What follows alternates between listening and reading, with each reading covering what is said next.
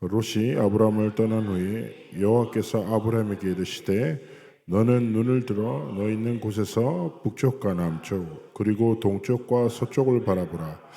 보이는 땅을 내가 너와 내 자손에게 주리니 영원히 이르리라. 내가 내 자손이 땅의 티끌 같게 하리니 사람이 땅의 티끌을 능히 셀 수 없을진데 내 자손도 세리라. 너는 일어나 그 땅을 정과 행으로 두루 다녀보라. 내가 그것을 내게 주리라.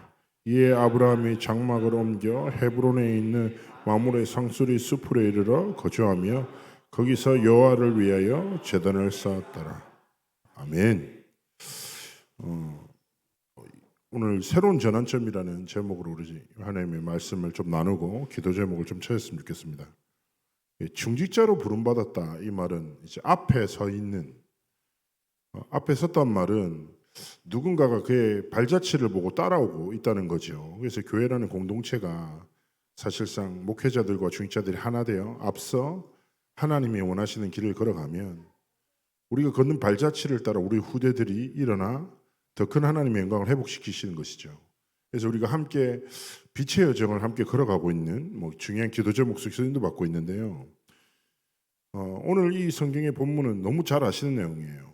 창세기 12장에 아브라함이 갈대아 우르를 떠나 본토 친척 아비집을 떠나 하나님이 내게 지시할 땅으로 가라. 이게 사실은 이스라엘 전체에 어마어마한 이정표가 되는 시작점이 되죠.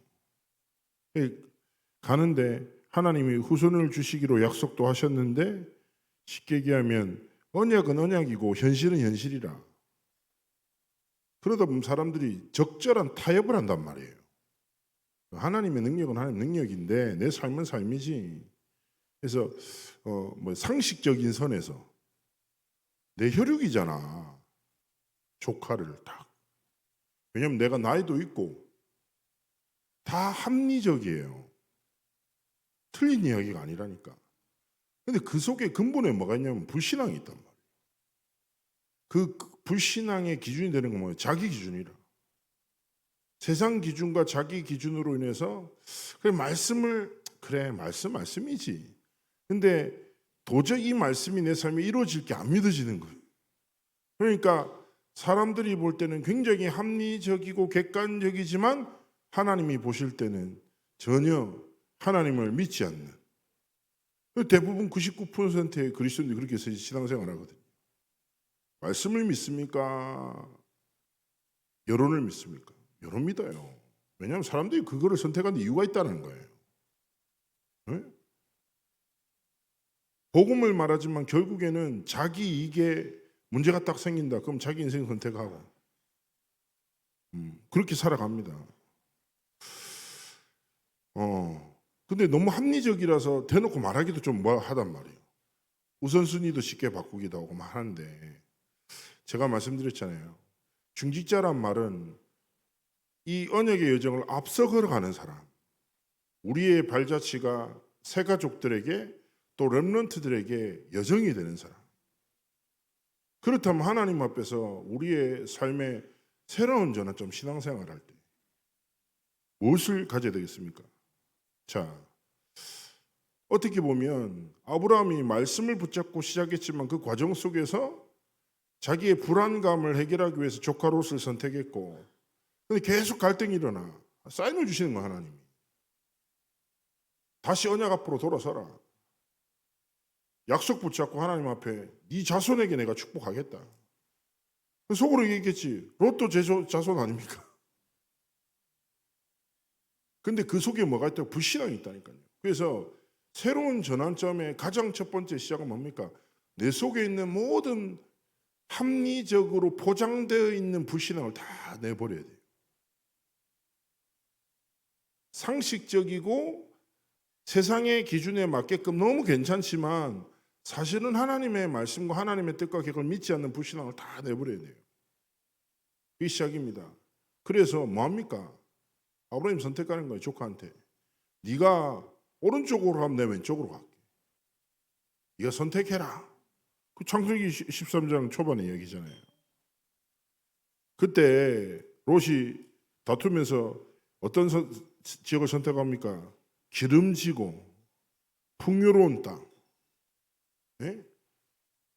족하면은 좀 이제 쉽게 얘기하면 삼촌 생각해서 약간 좀 해야 되는데 얘는 내가 볼 때 양심이 없어. 노골적으로 비옥한 땅을 딱 선택하는 거예요. 그 반대편에 뭐겠어요? 산간지역, 돌이 있는 막 돌산 같은 게 있는 거예요. 내가 같았으면 니 아무리 생각해도 니 별론 것 같다. 중간에 좀 나누든지 너무한 거 아니냐 이렇게 할 텐데 아브라함은 이게 뭐예요? 하나님 앞에서 불신앙을 내버리는 믿음의 고백과 선택을 해버리는 거예요. 그리고 롯을 보내요. 그리고 하나님 앞에서 믿음의 결단. 세상이 볼 때는 어리석지. 그렇잖아요. 어떻게 보면 절대 불가능해 보이지. 근데 아브라함은 눈앞의 현실을 믿는 믿음이 아니라 하나님을 믿는, 눈앞에 보이는 사람과 세상을 지으시고 다스리시는 하나님을 믿는 믿음으로 자신의 인생의 전환점을 딱 만드는 거예요. 뭐냐? 언약 앞에 자신의 삶을 딱 드리고 불신앙을 내버리고 그 언약의 성취를 향하여 믿음의 도전을 딱 시작하는 거예요. 그때 오늘 우리가 본 본문을 만나게 되는 거예요. 롯이 아브라함을 떠난 후에라고 얘기하잖아요. 그러면서 여호와께서 아브라함에게 이르시되, 다시금 창세기 12장의 1절에 3절의 약속을 더 구체화시켜서 딱 말씀을 주시는 거예요.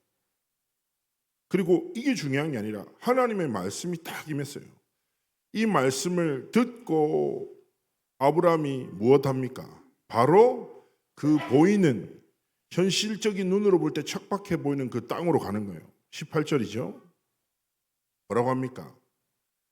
마물의 상수리 숲으로 이르러 거주하며 거기서 여호와를 위하여 제단을 딱 쌓아.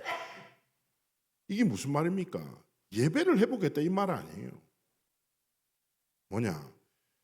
당연하죠. 하나님의 딱 임한 말씀에 이 제단을 쌓았단 말은 계속 지속될, 하나님 내가 이 언약을 절대로 잊지 않겠습니다. 제단을 쌓고 이 언약이 내 삶의 중심이 되고 방향이 될 것입니다. 그래서 우리의 날마다의 전환점이 뭐가 돼야 돼요? 말씀이 내 삶의 날마다 새로운 전환점이 돼야 돼요. 예배 때마다 내 속에 합리적으로 포장되어 있는 불신앙을 다 내버리고 날마다 말씀을 딱 들어요. 그렇죠? 말씀 선포돼. 그러면 그 말씀을 좋은 말씀인데 이게 아니라 뭡니까? 내 삶의 문화의 중심으로, 내 마음과 생각의 중심으로 여호와를 위하여 딱 제단을 쌓고 잊지 않고 빼앗기지 않고 그 말씀을 붙잡고 그 말씀으로 보고 듣고 생각하고 말하고 그 말씀의 성취의 정을 걸어가기를 원하시는 것입니다. 이게 뭡니까? 우리의 삶의 전환점이다. 그래서요, 진짜 올바른 전도자들과 제자들의 특징이 무엇입니까? 인생의 중요한 순간 앞에 하나님 앞에 진짜 말씀 회복해요. 그래서 오늘 우리에게 매주 드리는 예배, 그리고 인격적으로도 여러 가지도 부족한 목회자, 저를 말하는 겁니다. 그 목사님 말고 우리 예배 드린단 말이에요. 그러나 우리는 오늘 뭡니까?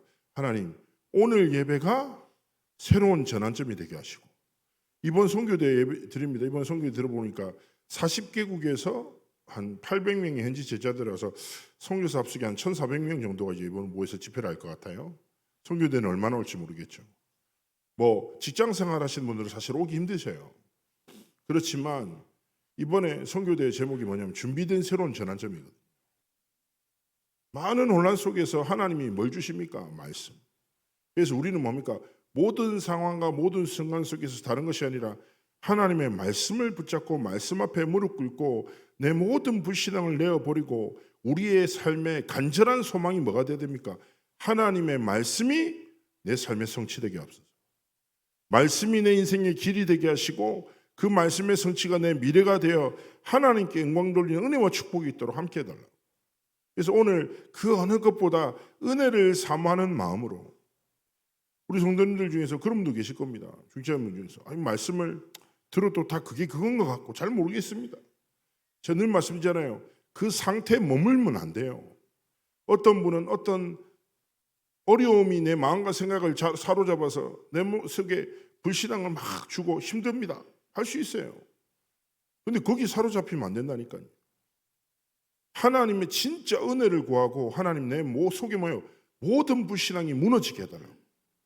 세상의 빛 되시고 생명의 빛 되신 예수 그리스도의 빛이 내 삶에 가득 임해서 모든 어둠이 떠나가는 치유가 있도록 은혜 달라고. 질병도 떠나가고 불신앙도 떠나가고 모든 염려와 나를 무너뜨리고 매몰시키는 부정적인 생각들이 완전 무너지고 오직 하나님의 평안과 참된 감사와 믿음과 하나님 주신 담대함으로 내 마음과 생각을 지켜달라고. 하나님을 바라보며 모든 것을 회복하는 은혜와 승리의 날이 되기를 주의 이름으로 축복합니다. 우리 예배를 위해서 우리 각자 하나님 앞에 기도로 준비하시겠습니다.